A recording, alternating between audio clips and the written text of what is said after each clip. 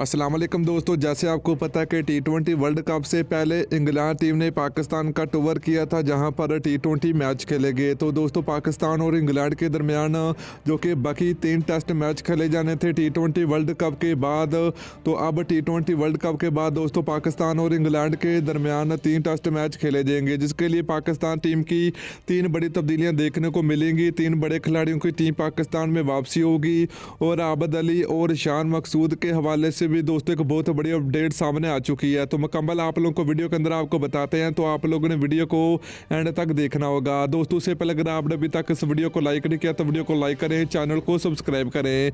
तो चलिए मेरे दोस्त आपको बताते चले कि पाकिस्तान और इंग्लैंड के दरमियान 3 टेस्ट मैच की सीरीज खेले जाएगी। तो ये मैच रावलपिंडी में खेले जाएंगे। 3 तब्दीलियों की बात करें दोस्तों, पहली तब्दीली होगी आबद अली की। आबद अली इंग्लैंड के खिलाफ टेस्ट सीरीज का हिस्सा पाकिस्तान टीम का नहीं होंगे, तो इंजरी की वजह से जो कि आबद अली बिल्कुल नहीं खेलेंगे, तो इनकी जगह पर शान मकसूद की पाकिस्तान टीम में वापसी होगी। तो दोस्तों आबद अली जो कि अनफिट हो चुके हैं, जिसके चलते इनकी जगह पर शान मकसूद को मौका मिलेगा। दूसरी तब्दीली की बात करें तो आरएस रऊफ को टेस्ट सीरीज के लिए पाकिस्तान टीम की जानब से खेलेंगे, मतलब कि वो पाकिस्तान टीम की जानब से डेब्यू करेंगे। तीसरी तब्दीली की बात करें तो दोस्तों यासर शाह जो कि पाकिस्तान टीम के लेग स्पिनर थे, उनको भी जो कि इंग्लैंड के खिलाफ होम सीरीज के लिए पाकिस्तान टीम से बाहर कर दिया गया है, तो वो भी बिल्कुल भी इंग्लैंड के खिलाफ टेस्ट सीरीज में जगह बनाने में कामयाब नहीं हुए। तो दोस्तों ये कुछ 3 तब्दीलियां देखने को मिलेंगी आप लोगों को।